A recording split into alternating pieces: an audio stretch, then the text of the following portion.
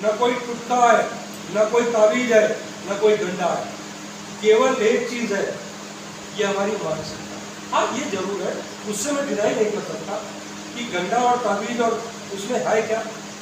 उसमें इतना तो मान लीजिए, अगर आप अली को मान रहे हैं, हम बजरंग बली को मान रहे हैं, कोई किसी को मान रहा है, उसका नाम लिखा हुआ है, हम उसका सम्मान करेंगे, इज्जत करेंगे।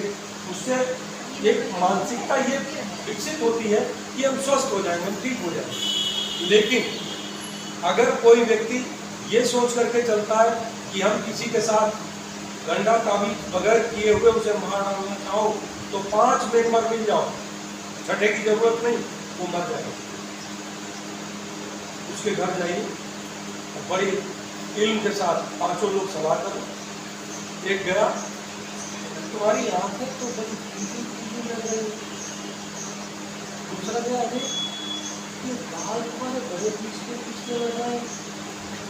तीसरा गया, कहा यार आंखें तुम्हारी लाल क्यों, क्या नींद नहीं आती। चौथा गया, हमें लग रहा है तुम कुछ बीमार हो। पांचवा गया, यार दिखा क्यों नहीं लेते हो। पता लगा वो डॉक्टर के पास गया, डॉक्टर को पहले ही प्यार बेटा की पता है हाल है। डॉक्टर के पास पहुंचे, उन्होंने साले को जो है 20 तरीके की जांचें लिख दी, और जांचें भी ऐसी लिख दी, और जहाँ कराने गए उस पर डॉक्टर का कमीशन पक्का। डॉक्टर ने वो जांचें लिखी इसीलिए थी, और वहाँ जांचें भी जो हुई वो भी ओरिजिनल कुछ नहीं थी। तुम्हारे पीछे ब्लड लिया, तुम्हारे पीछे रिपोर्ट बना दी, पता लगा तुम दवाई खाते हो। सच्चाई है कि जिसे आप मारना चाहें, उसे किसी गंडा ताबीज की, किसी टोने टुटके की, किसी और चीज की जरूरत नहीं है। उसके घर जाकर उसको निपटा दो, बिना तीर के, बिना तलवार के, बिना किसी दस्तर लगाए मार सकते हो उसकी मानसिकता। और अगर भी हवा है, ये मिली, ये भी हवा है, कूलर मिला, ये भी हवा है, लेकिन साहब सब कुछ हवा है क्या। जब नींद नहीं आई तो बोरिया का जो बिस्तर था, उसको अगर बोरिया वाले पे नींद आ रही है बोरी पर, तो वो बिस्तर उसके लिए कीमती है। हमको अगर डल्लप के गद्दे पे नींद नहीं आ रही है तो वो हमारे लिए। इसलिए भूख है तो स्वाद है, और भूख है तो हाजमा है, और भूख है हाजमा है तो सेहत है।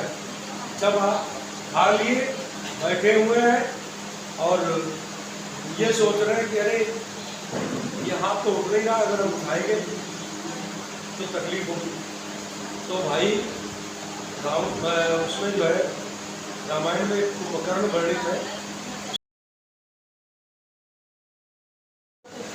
लेकिन जब किसी बीमार के यहाँ जाते हैं तो सोचते हैं पता नहीं नींबू दाल पिएगा, अरहर की दाल पिएगा, टमाटर का सूप पिएगा, कुछ नहीं। गए ठंडन गोपाल, उसके ऊपर और बैठे जाकर तो आए भैया तुम बड़ा बीमार हो, तुम्हारी हालत तो बहुत ही खराब हुई गई। ऊपर से जाकर बटर लगाया बढ़िया वाला अमूल का, पता लगा साला ठीक होने को था, तो मैं मानसिकता से वो और परेशान हो गया।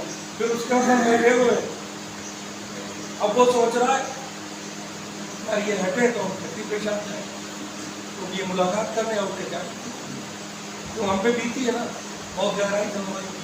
फिर उसके बाद वो बैठा हुआ है, अब हम सोच रहे हैं कि श्रीमती जी हमको कुछ ला के दे, तो श्रीमती जी हमको कुछ नहीं ला के दे पा रही। वो कर क्या रही है, वो सोच रही है कि पता नहीं भैया कितनी दूर से आए हुए, अब उनके लिए चाय बने, फिर एक नाश्ता आ गए, तब भैया खाए पिए, तब भैया जाए, मतलब हत्या। और चाहे एक बात और भी, एक गया एक आया, एक गया एक आया। मैंने एक्सपीरियंस ये लिया कि 21 अगस्त के बाद बड़ा अच्छा अनुभव हमारा है, तो मैं बता दूं कि मैं सोच रहा था कि क्या अब लेटर मिल जाए, नहीं मिला। क्यों? आदमी बैठा हुआ मुलाकात करने आया, हम सोचे यार 5 मिनट के लिए आदमी बंद कर, वो बैठ पानी पियो। अगर आपका लाइफ स्टाइल ठीक होगा, आप बीमारी नहीं होगी।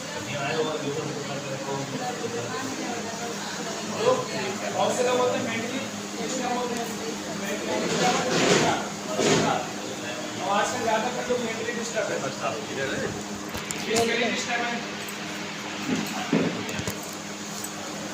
इमोशनली डिस्टर्ब है, स्पिरिचुअली डिस्टर्ब है। बहुत से लोग दवाइयों से ठीक होते हैं, बहुत से लोग खान-पान से ठीक होते हैं, बहुत से लोग दुआ ताबीज क्या उससे ठीक होते हैं, कोई होम्योपैथिक से ठीक होता है, कोई आयुर्वेदिक से ठीक होता है, साइकोलॉजिस्ट जो होते हैं उससे लोग ठीक हो जाते हैं। सबका इलाज कहाँ क्या है? ये चीज़ें लाइफ स्टाइल ठीक करो, खान-पान को सुधारो, बस आप नहीं करोगे। तो आज कैसा लगा सका? ठीक लगा? किसी को गठिया हो गई, किसी को कैंसर हो गया, किसी को जो है आर्थराइटिस हो गई, ये किसी का जो है एक्सीडेंट हो गया, सीजर हो रहा है, वो लोग बीमारी में आते हैं, वो इलनेस में आते हैं, जो है 15% में डॉक्टर काम करते हैं और 5% लोग फिट हैं, 5% लोग फिट हैं, वो भी यहाँ नहीं है। पाकिस्तान में ऊर्जा लेती है, ऊर्जा लेती है, आने में आपको दिक्कत है, इसलिए बता रहे हैं आप एक्सरसाइज इसलिए करो। सर थोड़ा और क्या है दूसरी चीज़ क्या है? जोर से बोलिए। एजिंग जो हम लोग जितनी तेजी से पूरे होते चले जा रहे हैं, हाई 30 के लेकिन शरीर ऐसे काम करे 40-50। बहुत से लोग ऐसे भी होते हैं उम्र उनकी 50 होती है लेकिन उनका शरीर ऐसे काम कर रहा होता है 30-35 साल तक। वो होती है बायोमेट्रिक एज, आपकी बॉडी किस तरीके से काम कर रही है।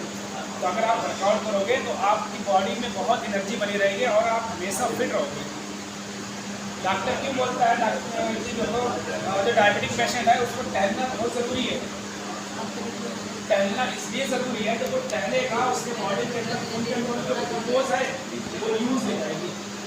जब टहलोगे तो एनर्जी की ज़रूरत पड़ेगी। जब पंखा चल रहा है इसको लाइट की ज़रूरत है एनर्जी की। ऐसे हाथ पर चला रहे हैं, हम बोल रहे हैं, कैसे बोल रहे हैं? हमारे शरीर के अंदर एनर्जी है, ग्लूकोज है, वही यूज़ हो रहा है, वही एनर्जी दे रहा है। अब डायबिटिक पेशेंट में क्या होता है? उसको एनर्जी नहीं मिलती है, वो एनर्जी उसको खून नहीं रहती है। इसीलिए जब हम खून का जो चेकअप करते हैं उसमें पता चलता है खून के अंदर ग्लूकोज लेवल बढ़ रहा है। तो डायबिटिक पेशेंट कितना चलेगा तो उसके बॉडी के अंग धीरे धीरे काम करने लगेंगे। हम लोग इतना बिजी हो चुके हैं, हम लोग इतना बिजी हो चुके हैं बिजनेस में कि हम लोगों के पास खुद के लिए वक्त नहीं है।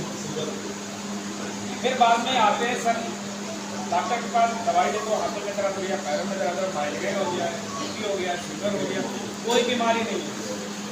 बीमारी इंडिया में सिर्फ और सिर्फ 5% बीमारी है।